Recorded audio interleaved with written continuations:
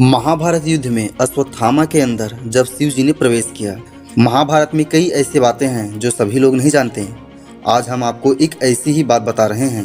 ये बात तो सभी जानते हैं कि अश्वत्थामा ने ही रात के समय अधर्म पूर्वक पांडवों के पुत्रों का वध किया था, लेकिन ये बात बहुत कम लोग जानते हैं कि उस समय पांडवों के शिविर की रक्षा स्वयं महादेव कर रहे थे और उन्हीं की तलवार से अश्वत्थामा ने पांडवों के पुत्रों को मारा था। क्या है पूरा प्रसंग, जानिए इस वीडियो के माध्यम से। तो दोस्तों, अगर आपने अभी तक हमारे चैनल को सब्सक्राइब नहीं किया है तो सब्सक्राइब जरूर कर लें। तो चलिए जानते हैं भगवान शिव अश्वत्थामा के ऊपर कैसे आया और द्रौपदी के पुत्रों का वध कैसे किया। जब भीम ने दुर्योधन की जांघ तोड़ दी थी और उसे उसी अवस्था में छोड़ दिया था, तब अश्वत्थामा, कृतवर्मा और कृपाचार्य उसके पास गए।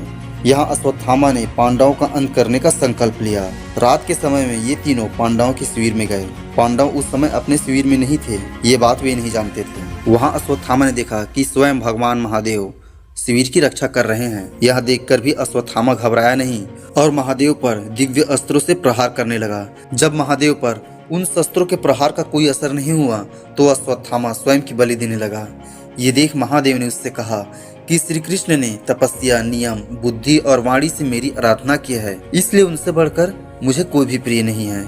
इसलिए अब तक मैं इस शिविर की रक्षा कर रहा हूँ, लेकिन अब इन सभी का अंतिम समय आ गया है।